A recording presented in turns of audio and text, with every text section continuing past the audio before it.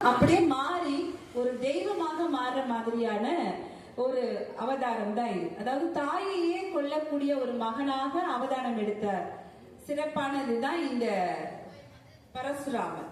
தந்தை சொல்றார், தன்னுடைய மனைவி நிலை எல்லாமே தெரியும், இருந்தாலும் தாயின் தலையை கொய்துவான்னு சொல்லிடுவார். அந்த கதை உங்களுக்கு எல்லாருக்கும் தெரியும் இல்லையா? மாரியம்மன் உருவான வரலாறு பரசுராமர் கதையில இருந்து தான் வரும். பரசுராமனுடைய தாயார் ரேணுகா தேவி தான் மாரியம்மனாக இருக்கிறாங்க. அப்போ அந்த தாயினுடைய தலையை கொய்றதுக்கு மற்ற மகள்கள் சம்மதிக்க மாட்டாங்க, இவர் தான் சம்மதிப்பார். இவர் கையில இருக்கிற கோடரி பேர் தான் பரசு. அந்த பரசு, அவர் பெயர் ராமர், அந்த கோடரியின் பெயர் காரணமாக பரசுராமர் அழைக்கப்படுறார். தாயினுடைய தலையை எடுத்தாச்சு, திருப்பி போய் வேண்டி தந்தை கிட்ட தாயினுடைய உயிரையே வரமாக கேட்பாரு. ஆனா என்ன, மனிதன் ஒரு சின்ன பதட்டத்திலையும் ஒரு பெரிய தவறு பண்ணிடுவாங்கிறது மாதிரி தன்னுடைய தாய்க்காக உயிர் நீத்திருப்பார்கள் இன்னொரு பெண்மணியும் அவளுடைய கணவரும். இவரை தந்தை தன்னுடைய கமண்டலத்தை கொடுத்து இந்த நீரை தெளிச்சு கொய்த தலையை சேர்த்து வச்சா உயிர் வந்துடும் அப்படின்னு சொல்லிடுப்பார். இவர் என்ன பண்ணுவாரு, பதட்டத்துல வேகமா போய் தலையெல்லாம் எடுத்து வச்சு தண்ணி தெளிச்சிடுவாரு. ஆனா தலை மாறி இருக்கும். இப்போ தலை உடலாக நினைப்பதா இல்ல உடலை அந்த தலை சார்ந்ததாக நினைக்கிறதான்னு ஒரு குழப்பம். அதனால அவருடைய தாயார் மாரியம்மனாக இருந்து உலக மக்களை இப்போ வரை காத்துக்கிட்டு வரதாக ஒரு ஐதீகம். இந்த ஐதீகத்தின் பின்னாடி தொடர்புடைய அவதாரம் தான் பரசுராமன். ரொம்ப அற்புதமான அவதாரம் ராமாவதாரம். ஒரு வில், ஒரு சொல், ஒரு இல், இந்த மூன்றுக்கும் எடுத்துக்காட்டாக வாழ்ந்தது ராமன். பொதுவாக எல்லாருக்குமே அறிவுரைகளை வழங்குறது ஈஸி, ஆலோசனைகளை வழங்குவதும் கூட ரொம்ப ஈஸி தான். ஆனா அதுபடி வாழுறது அப்படிங்கிறது எவ்வளவு சிரமம். ஆனா அப்படி தானே வாழ்ந்து இந்த உலகத்துக்கு காட்டியவர் ராமன். ரொம்ப அற்புதமானவர். அவருக்கு 3 அன்னைகள். யாருக்கிட்டே ஒரு வித்தியாசம் பார்த்ததே இல்லை. தன்னை பெற்றவள் கோசலையாக இருந்தாலும், இரண்டாவது சுமித்திரை, மூன்றாவது கைகேயி. ஆனா வரிசையில சொல்லும் போது கோசலை, கைகேயி, சுமித்திரைன்னு சொல்லுவாங்க. இரண்டாவது மனைவி தான் சுமித்திரை. சுமித்திரையோட பிள்ளைகள் லக்ஷ்மணன், இன்னொருத்தர் சத்ருகன், அடுத்து கைகேயினுடைய பிள்ளை பரதன். அப்ப இந்த ராமன் தான் காட்டுக்கு போவதற்கு காரணமாக இந்த கைகேயிடம் தான் அதிகமான அன்பு வைத்திருந்தார். அது காட்டுக்கு போறதுக்கு முன்னாடியும் சரி, காட்டுக்கு போயிட்டு வந்ததற்கு பின்னாலும் சரி, அதிகமான அன்பு அந்த அன்னையிடம் தான். தன்னை பெற்ற தாயை விட கைகேயிடம் அதிகமான அன்பு வச்சிருந்தார். ஒரு வில் தான், அவருடைய வில் பெயர் கோதண்டம். கோதண்ட ராமன்கிற சிறப்பு பெயரும் அவருக்கு உண்டு. அப்போ அந்த வில்லு, அவர் சொல்கிற சொல் ஒரே சொல்லுதான். அவரை அந்த பேச்சுக்கு என்றைக்கு மாற்றமே கிடையாது. ஒரு இல்லுன்னா எல்லாருக்குமே தெரியும், ஒரே ஒரு குடும்ப வாழ்க்கை. தன் மனைவியை பிரிந்த பொழுது கூட அவர் வேறு எந்த திருமணமும் செய்து கொள்ளவில்லை, வேறு வாழ்க்கையை அவர் தேடவே இல்லை. இறுதி வரை சீதையின் நினைவாகவே இருக்கிறார்.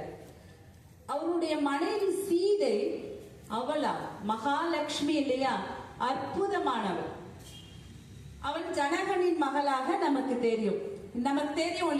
சீதையை பூமியில இருந்து எடுத்திருக்காங்க, அதனால பூமாதேவியோட பிள்ளைன்னு நமக்கு தெரியும். ஆனா யாரையுமே அவங்க அம்மான்னு கூப்பிட்டதாக நமக்கு தெரியாது. ஆனா அப்படிப்பட்ட சீதை கூட ஒரு பெண்ணை அம்மா அப்படின்னு கூப்பிட்டுருக்காங்க. அந்த அம்மா அம்மான்னு அன்போடு கூப்பிட்ட அந்த பெண் யாரு அப்படின்னா, அசோகவனத்துல சிறை வச்சிருக்காரு ராவணன். அடுத்தவன் மனைவின்னு தெரிஞ்சும், தவறான ஆசைன்னு புரிஞ்சும், அவர் எதையும் தன்னை கட்டுப்படுத்திக்காம சீதையை அபகரிச்சு அசோகவனத்துல சிறை வச்சாச்சு. அங்க காவலுக்கு சுத்தி அரக்கிகளா இருக்காங்க. அந்த அரக்கியிலேயே சிறப்பானவள் ஒருத்தி இருக்கா. அவள் பெயர் தான் திரிசடை. இந்த திரிசடை ஒரு அற்புதமான பெண். நம்ம நிச்சயமாக அறிந்து கொள்ள வேண்டிய பெண். அதாவது ரொம்ப புகழ்பெற்ற கதாபாத்திரங்கள் தான் எல்லாருமே அறிந்து வச்சிருப்பாங்க. ஆனா நிறைய புகழ் இல்லாம இருந்தா கூட சில உன்னதமான அதிக உயர்வான கதாபாத்திரங்களுமே அதுல உண்டு. அதுல இன்னொரு பெண்ணு தான் ஊர்மிளை, லக்ஷ்மணனோட மனைவி. அவளும் சீதைக்கு நிகராக நிறைய தியாகங்களை பண்ணியிருக்கிறார். 14 வருடம் காட்டுக்கு போகும்போது பிரிஞ்சு இருந்திருக்கிறார். மீண்டும் 14 வருடம் கணவர் வந்த பிறகு தூங்க ஆரம்பிச்சிடுவார். அப்பவும் காத்துதான் இருப்பாவாம். ஆக அந்த அளவு அற்புதமான பெண். அவளையும் பலரும் கொண்டாடி இன்னும் நான் கேட்டதில்லை. அந்த வகையில இந்த திரிசடை ரொம்ப அற்புதமானவள். இவன் யாரோட பொண்ணு? அரக்கி கூட்டத்துல இருக்கா. யாரோட பொண்ணு அப்படின்னா அந்த அரக்கர் குலத்திலேயே ஒருத்தர் சிறப்பானவர் இருப்பான். ராவணனுக்கு தம்பி. அண்ணன் எவ்வளவு உயர்வானவனாக இருந்தாலும் தம்பி அதை விட சிறந்த பக்தனாக, அண்ணன் சிவபக்தனாக, இசையை மீட்டுபவனாக, எல்லா கலைகளிலும் சிறந்தவனாக எல்லாம் இருந்தாலும் என்னங்க ஒன்னே ஒண்ணு இல்லை, ஒழுக்கம் இல்லை. அவ்வளவும் வீணா போச்சு. ஆக அப்படிப்பட்ட ஒரு அண்ணனுக்கு ஒழுக்க சீலனாக ஒரு தம்பி. எப்பெல்லாம் அண்ணன் தவறு செய்கிறானோ அப்பெல்லாம் இந்த தம்பி அறிவுரை சொல்லுவான். இளையோராக இருந்தாலும் எளியோராக இருந்தாலும் வலியோராக இருந்தாலும் அறிவுரை சொல்லும் பொழுது நம்ம நிச்சயமாக ஒரு பரிசீலனையாவது செய்து பார்க்கணும். ஆனா அவர் தலைக்குள்ள இருந்ததெல்லாம் வெறி மட்டும்தான் இல்லையா? பெண்ணாசை. பெண்ணாசை என பேராசை தலை முழுக்க, 10 தலை முழுக்க. ஒரு தலையில நிறைஞ்சிருந்தாலே நம்மால தாங்க முடியாது. 10 தலை முழுக்க அந்த ஆசை நிரம்பி வழியும் பொழுது என்ன பண்ணுவார் அவரு? அவரை ஒண்ணும் சொல்றதுக்கு இல்ல. ஏன்னா அதுவுமே ஊழ்வினை பயன்தான். சீதையால மகாலட்சுமி தான் அவர்களோட முடிவுக்கு காரணம். எல்லாமே ஏற்கனவே எழுதப்பட்டது இல்லையா? அந்த வகையில அவர் எல்லா தவறான செயல்களையும் ஈடுபடுறார். எல்லா தவறுகளுக்கும் மறுப்பு சொல்றதும் அறிவுரை சொல்றதுமா இருக்கக்கூடிய சிறந்த மனிதனான, அதாவது அந்த அரக்கர் குலத்திலேயே ஒரு அசோகரை போல இருந்தவர் விபீஷணர். அவருடைய மகள் தான் இந்த திரிசடை. திரிசடை அப்படின்னா, திரி அப்படின்னாலே 3, ஆங்கிலத்தில் இல்ல வடமொழியில 3 கண்களை அல்லது 3 இலைகளை அப்படிங்கிற ஒரு பொருள் தரும். சிவன் கோவிலுக்கும் இங்க இருக்கிறவங்க போவீங்கன்னு நினைக்கிறேன். சிவனுக்கு ரொம்ப உகந்த இலை வில்வம் இலை. அவங்க எல்லாருமே சிவபக்தர்கள். சிவனுக்கு எப்படி வில்வம் உகந்ததோ அதே போல மகாலட்சுமிக்கும் வில்வம் ரொம்ப உகந்தது. இங்க மகாலட்சுமி யாரு? சீதா பிராட்டியார். சீதா பிராட்டிக்கு துணையாக இந்த திரிசடை இங்க வந்துட்டார். சிவபக்தன் ராவணன், அவனுடைய தம்பி, அவன் வம்சாவளியினரே சிவபக்தர்கள் தான். ஆக அந்த திரிசடை சீதா பிராட்டிக்கு எல்லாமுமாக இருக்கிறார்.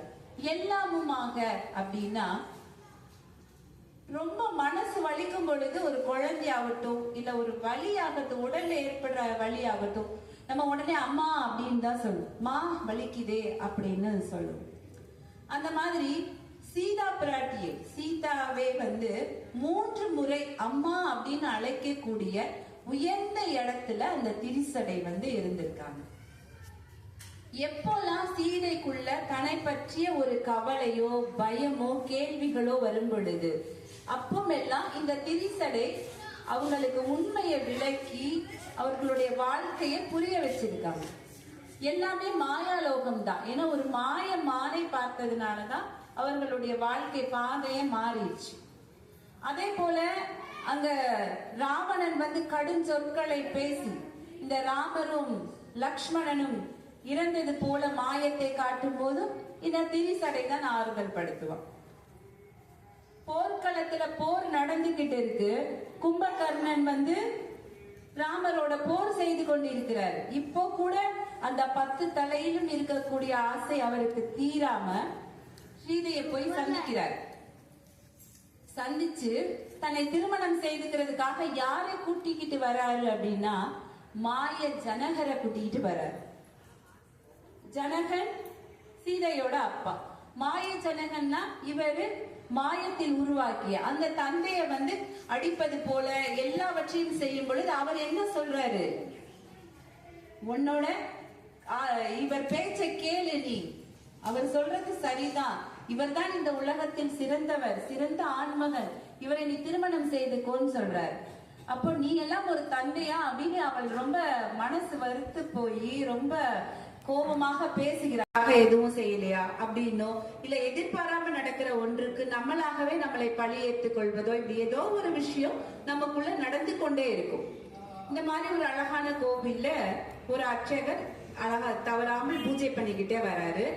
அந்த கோவிலில பாத்தீங்கன்னா ஒரு பூனைக்குட்டி, ஒரு சிறிய பூனைக்குட்டி அது தாயை விட்டு பிரிந்து எப்படியோ வந்துருச்சு. அது பசிக்காக கத்துக்கிட்டே இருக்கும் பொழுது இவரு பாலை எடுத்து அந்த பூனைக்குட்டிக்கு ஊத்துறாரு. அது குடிச்சிட்டு சந்தோஷமா சுத்தி வருது. இப்படியே கொஞ்சம் நாள் ஆயிடுச்சு. பூனைக்குட்டியும் பழகிடுச்சு, கோயிலுக்குள்ள எல்லா இடங்களுக்குள்ள போய் வருது. அப்போ ஒரு நாள் என்ன பண்றாரு, இந்த பூனைக்குட்டிய வழக்கம் போல பால் வைக்கிறதுக்காக தேடி பாக்குறாரு, காணோம். குழப்பமா இருக்கு, எங்க போயிடுச்சு? இத்தனை நாள் அதுவாக வந்துச்சு, இப்ப அதுவாக வெளியே போயிடுச்சா? பால் குடிக்கிற டைம்ல சரியாக வந்துடும் அப்படிதானே? ஏன்னா பசிச்சா அது பாட்டுக்கு எப்படி பால் எங்கே கிடைக்குமோ உணவு. ஏன்னா மனிதர்களுக்கு உணரும் சக்தி இருப்பது போல உணர்த்தாமலே, நம்ம ஒரு விஷயத்தை உணர்த்தாமலே இந்த விலங்குகளுக்கு அதுவாகவே தன்னை புரிந்து கொள்கிற ஒரு சக்தி உண்டு. ஆனா இன்னும் வரவில்லையே அப்படின்னு இவருக்கு கவலையா இருக்கு. அந்த பால் கிண்ணத்துல பாலை வச்சுட்டு பார்த்துட்டே இருக்காரு, காணும். கொஞ்சம் தூரத்துல பாத்தீங்கன்னா ஒரு சத்தம் கேக்குது, இந்த பூனையோட சத்தம். இவருக்கு தூரத்துல கேக்குதே, நம்ம பூனை தானோ அப்படின்னு போய் பார்க்கிற, பூனை தான். எங்க? கோவில் மதில் சுவர் ஒட்டிய ஒரு மரத்துல மேல் கிளையில இருக்கு. ரொம்ப மேல எப்படி ஏறிச்சுன்னே தெரியல. அது குட்டி பூனை. இப்போ மேல ஏறி அந்த பூனைய கீழே கொண்டு வரணும். அப்படி கீழே கொண்டு வரணும்னா இவருக்கு மேல ஏறணும். இவருக்கு மரம் ஏற தெரியாது, மரமும் ரொம்ப உயரமா இருக்கு. அப்போ இந்த எப்படி நம்ம போய் ஏறுறது? இவருக்குள்ள குழப்பம். சரின்னு சுத்தி மொத்தம் பாக்குறாரு. அங்க ஒரு பெரிய கயிறு, இந்த மரங்கள்ல இருந்து காய்களை பறிக்கிற ஒரு கம்பியோட சேர்ந்த ஒரு கயிறு இருக்கு. சரி, இத போட்டு அந்த கிளை அப்படியே கீழே கொண்டு வருவோம்.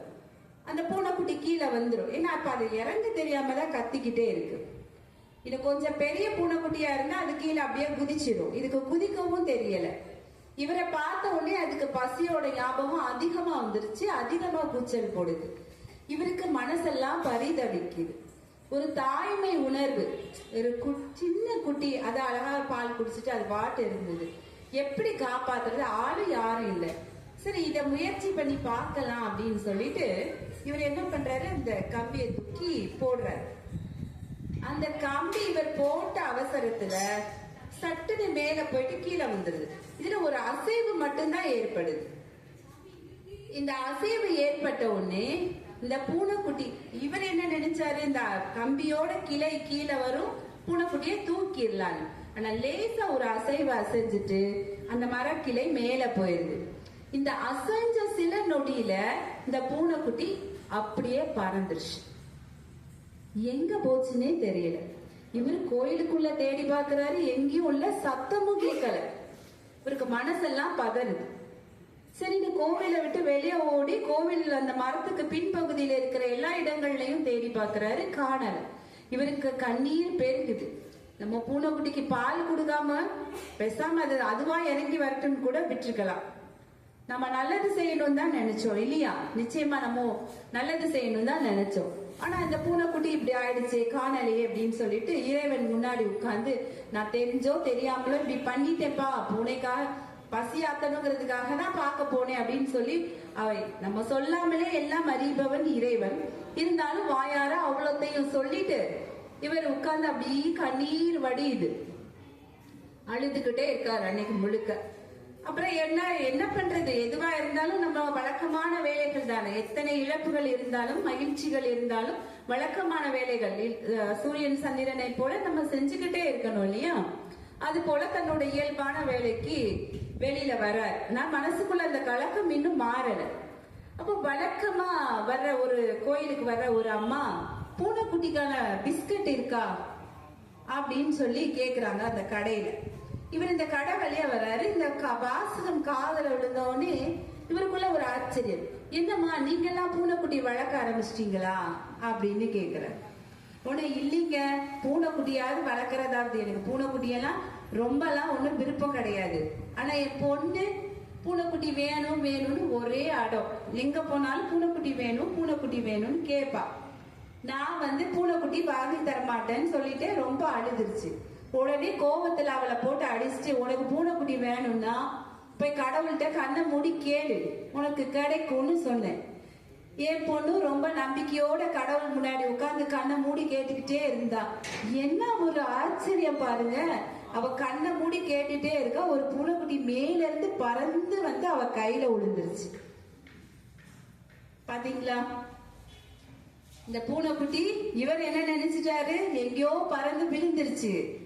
ஆனா இறைவனுடைய சித்தம் எதுவாக இருக்கு, அந்த ஒரு குழந்தை பூனைக்குட்டி வேணும்னு அழுது அந்த பொண்ணோட கையில போய் இந்த பூனைக்குட்டி பறந்து விழுது. அப்ப இந்த அம்மா சொல்றாங்க, அது விழுந்த உடனே என் பொண்ணு எவ்வளவு பக்தியோட உண்மையா பிரார்த்தனை பண்ணிருக்கா, அவ கேட்டதுமே கடவுள் கொடுத்துட்டாரு. இப்ப அதனால நான் எந்த மறுப்பும் சொல்லவே இல்லை. நீ கடவுள் கொடுத்தாருன்னா வளர்த்துக்கலாம்னு சொன்னேன், அதே மாதிரி கடவுளே கொடுத்துட்டாரு. இப்ப என் பொண்ணுகிட்ட என்னால மாத்தி பேசவே முடியாது, அவளோட இஷ்டப்படி பூனைக்குட்டி எங்க வீட்டுல சொகுசா வளருது, பால்லாம் கொடுத்தாச்சு, இப்ப அதுக்கு பிஸ்கட் வாங்க வந்திருக்கேன் அப்படின்னு சொல்றாங்க. இப்போ இவருக்குள்ள அந்த கலக்கம் போயிருச்சு, தெளிவு அப்படியே கிடைக்குது. அப்ப எல்லா செயல்களுக்கு பின்னாடியும் இறைவன் இருக்கிறார் இல்லையா? நம்ம தெரிஞ்சு நல்லது செய்யலாம், இல்ல தெரியாம தவறு செய்யலாம். ஆனா இறைவனை நம் முழு பக்தியோட சரணடைஞ்சோமானா அந்த குழந்தை ரொம்ப பக்தியோட கண்ணை மூடி கேக்குது இல்லையா? சோ அந்த மாதிரி நம்மளும் எல்லாவற்றையும் முழு இறைவன் பாதத்தை திருவடிகளை சரணடைந்து நம்ம வேண்டி கேட்கும் பொழுதோ இல்ல செயலை தொடங்கும் பொழுதோ நிச்சயமாக இறைவன் நம்மளோட இருப்பார். அப்போ சொல்லுவா, இந்த இடத்துல அன்னையே நீ என் அறிவை தெளிவாக்கினாய் அப்படின்னு அவளை வணங்குவார். மகாலட்சுமியை வணங்கக்கூடிய ஒரு சிறந்த பெண் அந்த திரிசடை. மூன்றாவதாக அந்த போர்க்களத்துல இந்திரஜித் ராவணனுடைய பையன் ஒரு பிரம்மாஸ்திரத்தை எய்த பொழுது எல்லாரும் அந்த பிரம்மாஸ்திரம் இந்த உலகையும் எரிக்கக்கூடியதாக வலிமை வாய்ந்தது. லக்ஷ்மணன் அதை செய்யும் போது ராமன் தடுத்துடுவார். நம்மளுடைய சுய லாபத்துக்காக மற்ற உயிர்கள் பாதிக்கப்படக்கூடாதுன்னு. இது நல்ல மனது. ஆனா எதிரில் இருப்பது அது கிடையாது. அவன் அதை எதுவுமே யோசிக்காம இவங்க மேல அந்த அம்பை விட்டுருவான். இப்ப என்ன ஆயிரும், எல்லாரும் மயக்கமா மூச்சை ஆயிடுவாரு. இந்த நேரத்துல ராவணன் சீதையை ஒரு புஷ்பக விமானத்துல அனுப்பி வைப்பார். நீ போய் பாரு, உன்னுடைய கணவர் உன்னுடைய குழந்தை எல்லாரும் இதாயிட்டாங்க, இறந்துட்டாங்க அப்படின்ட்டு. இப்போ அந்த புஷ்பக விமானத்துல திரிசடையோட வரும் பொழுது ரொம்ப கதறி அந்த மகாலட்சுமி அழுவா. அப்ப திரிசடை சொல்லுவா, புஷ்பக விமானம் என்பது மங்கள நான் இல்லாத பெண்ணை ஏற்காது. நீ இப்பவும் இந்த புஷ்பக விமானத்துல இருக்கே என்றா என்ன அர்த்தம்? நீ மங்கள நான் உடையவள், இது எல்லாமே மாயம் அப்படின்னு சொல்லிட்டு. அப்ப ஒவ்வொரு முறையும் சீதை மனம் துவளும் பொழுதெல்லாம் அந்த திரிசடை அவளுக்கு ஆதரவாக தன்னுடைய எல்லா ஆறுதல்களையும் தருபவளாக இருந்திருக்கிறார். அதனாலேயே தான் சீதா பிராட்டியால அம்மைன்னு அழைக்கப்பட்டிருக்கா. அந்த இத்தகைய சிறப்புகள் நிறைந்த ராமாயணம் ராமனுக்காக நம்ம தெரிந்து கொண்டது. ராமனின் பயணம் தான். அந்த ராமனின் பயணத்தில் ஏற்படக்கூடிய அத்தனை நிகழ்வுகளையும் நம்ம வரிசையாக தெரிந்து கொண்டே வந்திருக்கிறோம். அவ்வளவு சிறப்பான அவதாரம் ராம அவதாரம். அடுத்ததாக பலராமர். இது கிருஷ்ணருக்கு சகோதரராக எம்பெருமான் எடுத்தது. இதுவும் நீதி தவறாத ஒரு சிறந்த அரசனாக வாழ்ந்து காட்டிய அவதாரம். அதற்கு பின்னாக கிருஷ்ணா அவதாரம். இந்த கிருஷ்ணா அவதாரம் ரொம்ப சிறப்பானது. எல்லாத்தையும் விட எல்லாத்துக்குமே சூத்திரதாரி கிருஷ்ணா அப்படின்னு சொல்லலாம். இங்கே எம்பெருமான் ராஜகோபால சுவாமி கிருஷ்ணா அவதாரம்னு சொன்னாங்க. இந்த கிருஷ்ணா அவதாரம் ஆக்கவும் முடியும், அழிக்கவும் முடியும். எப்படி இவர்களை பாண்டவர்களை எல்லாம் உயர்த்தி இந்த கௌரவர்கள் செய்த தவறுகளுக்கெல்லாம் தண்டனையாக அவர்களுடைய வாழ்வு நீச்சித்து போகிறதோ, இதையெல்லாம் நிகழ்த்தும் காரணகர்த்தாவாக இருந்தது எம்பெருமான் கிருஷ்ண பரமாத்மா தான். ஆக அத்தகைய சிறப்பு வாய்ந்த அவதாரம் கிருஷ்ணா அவதாரம். இனி கடைசியாக நாம எதிர்பார்த்து கொண்டிருக்கிற அவதாரம் கல்கி அவதாரம். எப்போன்னு நமக்குள்ள கேள்வியே வந்தாச்சு. இன்னைக்கு என்னோட பணிபுரிகிற ஒரு ஆசிரியை சொல்றாங்க, சக ஆசிரியை, சில பிரச்சனைகள் அவர்களுக்கு. அதை சொல்லிவிட்டு கல்கி அவதாரம் எப்போ நடக்கும்னு தெரியல, நம்மளை எல்லாம் கடவுள் எப்போ ரட்சிப்பார்னு தெரியல அப்படின்னு சொல்றாங்க. அந்த மாதிரி அவருடைய வருகைக்காக காத்து கொண்டிருக்கிற கலியுகமாக இப்ப நாம வாழ்ந்து கொண்டிருக்கிற காலம். இப்ப நம்ம என்ன பண்றது? நம்ம இறைவன் வந்துட்டாரா இல்ல வரப்போறாரா தெரியல. ஆனா முற்றிலுமா இறைவனை சரணாகதி அடையணும். மனசை அலைப்பாய விடக்கூடாது. மனசு தெளிவா இருக்கும் போது, சிந்தை தெளிவாக இருந்தாலே, சிந்தையின் நிறைவே செல்வம் சொல்வாங்க. அறிவின் மிகுதி தான் செல்வம். அழியக்கூடிய பொன்னோ பொருளோ கிடையாது. அழியாத செல்வம் கல்வி செல்வம், சிந்தையின் நிறைவு தான் செல்வம் சொல்வாங்க. அப்ப அந்த சிந்தைய சிதற விடாம இறைவன் கிட்டயே வைக்கணும். அது மாதிரி நம்மளே நினைச்சுக்கிறோம் கடவுள்கிட்ட. நம்ம கடவுள் நமக்கு ஏதாவது ஒண்ணு செய்த உடனேயே நம்ம கடவுளுக்கு ரொம்ப நெருங்கியவர்களாகவோ அல்லது நம்ம கடவுளை சமாதானம் செய்கிறவர்களாகவோ நம்மளே நாமளே நினைச்சுக்கிறோம். பார்த்துக்கோங்க, ரொம்ப வருஷமா வேலை கிடைக்கல, நல்ல படிப்பு, ஆனா எல்லாத்துக்கும் ஏதாவது நேரம் வரணும்னு சொல்லுவாங்க இல்லையா? இந்த நேரம் வரல, வேலையே கிடைக்கல, ரொம்ப சுத்தி சுத்தி தேடிக்கிட்டே இருக்கான். அப்போ கடவுள்கிட்ட அவன் ஒண்ணு வேண்டான், எப்படியாவது இப்ப போற இடத்துல எனக்கு வேலையை வாங்கி கொடு. என் மொத மாச சம்பளம் மொத்தமும் உனக்கு தான், உன் உண்டியல போடுறேன். யாருகிட்ட வேண்டியிருக்கான்னு நீங்க நினைக்கிறீங்க?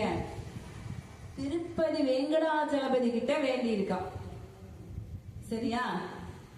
எம்பெருமான் கிட்ட கேட்டா கேட்டதை கொடுப்பவர், நிச்சயமாக கொடுப்பவர். அதே போல அவரும் கேட்ட மாதிரியே வேலை கிடைச்சாச்சு.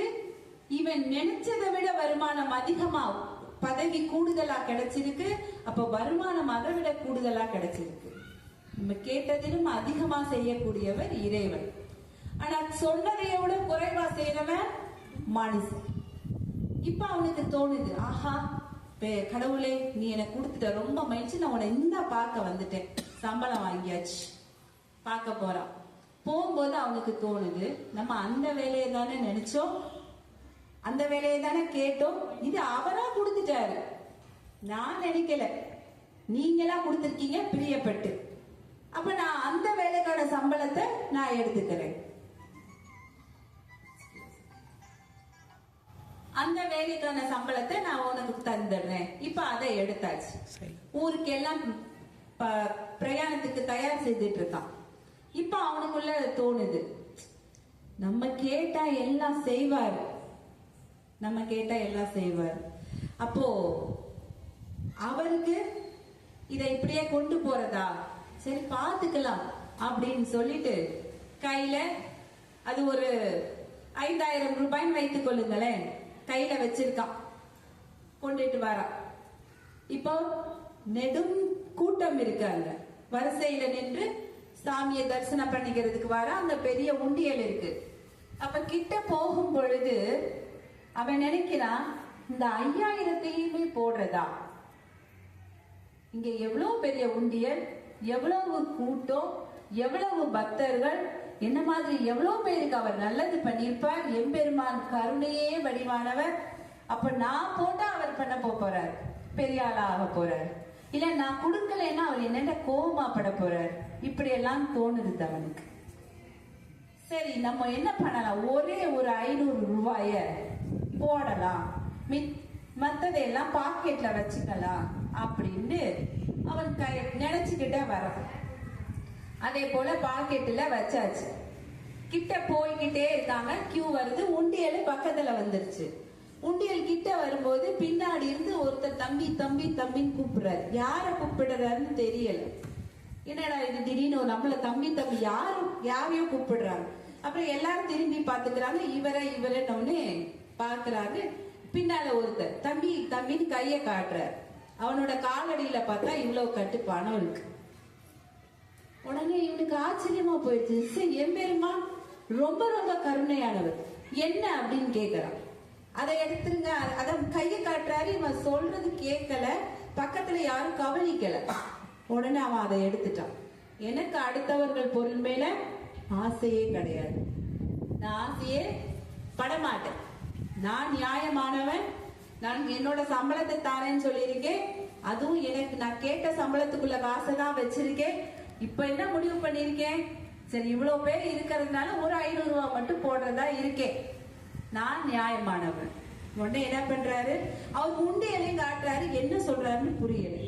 சரி, எப்படியும் இந்த கோயிலுக்கு வந்தவங்க உண்டியல தான் போடுவாங்க. அவன் என்ன பண்றான், தான் கையில இருந்த காசு 500 ரூபாயும் இந்த கீழே விழுந்துருது ஒரு கட்டு காசு, அதையும் எடுத்து அப்படியே 2 கையால உண்டியல்ல போட்டாச்சு. போட்டுட்டு இப்படி வரிசையா வர திருப்தியா சாமி கும்பிடுறான். எம்பெருமான் அற்புதமா அவனுக்கு காட்சி தராரு. தோற்றம் அழகா இருக்கு. 2 கை குப்பி சாமி எல்லாம் கும்பிட்டாச்சு. வெளியே வர அந்த கியூ கூட்டம் கலைஞ்சு வெளியே வரும்போது அவர் அந்த பின்னாடி இருந்து தகவல் சொன்னாரு. இப்பதான் அவரை பாக்குறோம். நல்ல வேலை சொன்னீங்க, அந்த பணத்தை வேற யாராவது பார்த்தா எடுத்துட்டு போயிருப்பாங்க, நானா இருந்ததுனால உண்டியல்ல போட்டேன்ற. ரொம்ப நல்லது தம்பி, அது உங்க சட்டப்பையில இருந்து கீழே விழுந்துச்சு, அதை நான் பார்த்தேன். அதுதான் உங்கள்ட்ட நான் அதை கீழே காமிச்சேன், உங்களையும் காமிச்சேன். ஆனா உங்களுக்கு ரொம்ப பெரிய மனசு தம்பி, நீங்க ரொம்ப நல்லவர், நீங்க உண்டியல்ல போட்டீங்க. இப்ப என்ன சொல்றது, யாரை யார் ஏமாற்றுவது, யார்கிட்ட இருந்து நம்ம என்ன தப்பிக்க முடியும்? ஆக நம்ம சிந்தனைகளும் தெளிவா இருக்கணும், நம்ம செய்கிற செயல்களும் தெளிவா இருக்கணும். அப்ப நம்ம கடவுள்கிட்ட இருந்து எதையாவது மறைக்க முடியுமா? நம்மளாம் நினைச்சுக்கிட்டே இருக்கலாம், நான் ரொம்ப நெருக்கமா, நம்மள சமாதானம், அது இறைவனுக்கு சொல்லுகிற சமாதானம் எல்லாம் கிடையாது, நமக்கு நாமே சொல்லிக் கொள்கிற சமாதானமாக அது இருக்கும். ஆக இத்தகைய சிறப்பு வாய்ந்த அந்த இறைவனை நம்மளால என்ன செய்ய முடியாது அப்படின்னா, ஒரு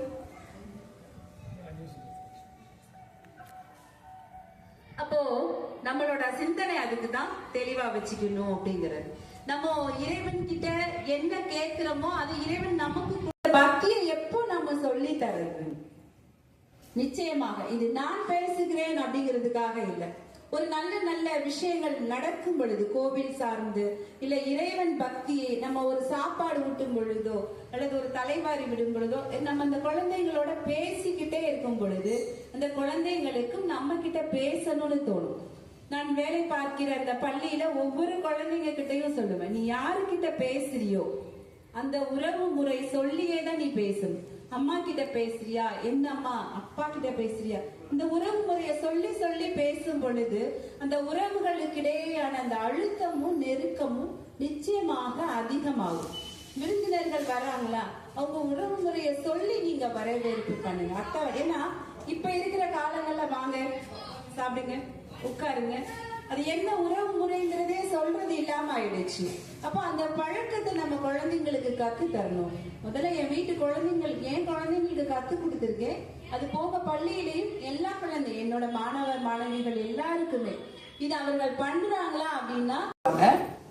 இப்போ அடுத்த அவதாரங்களுக்கு போறதுக்கு முன்னாடி ஒரு சின்ன விஷயங்களையும் உங்களோட பகிர்ந்துக்கலாம் அப்படின்ட்டு இருக்கேன்.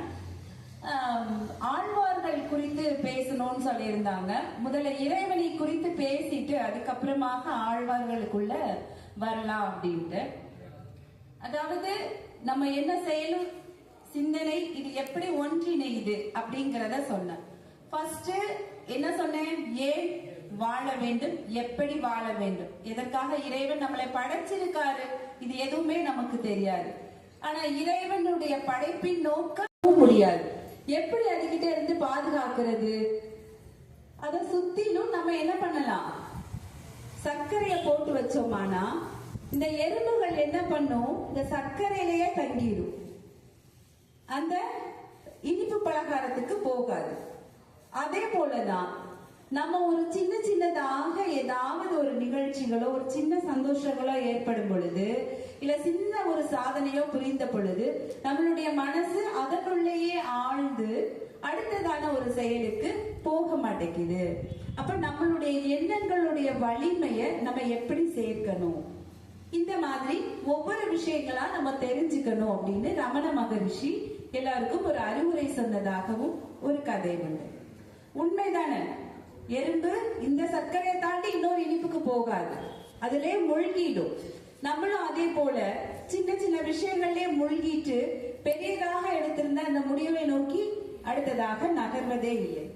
அதனால நம்மளுடைய இந்த எண்ணங்களை இன்னும் உறுதிப்படுத்தி அந்த செயல்களை நோக்கி நம்ம நகரணும்.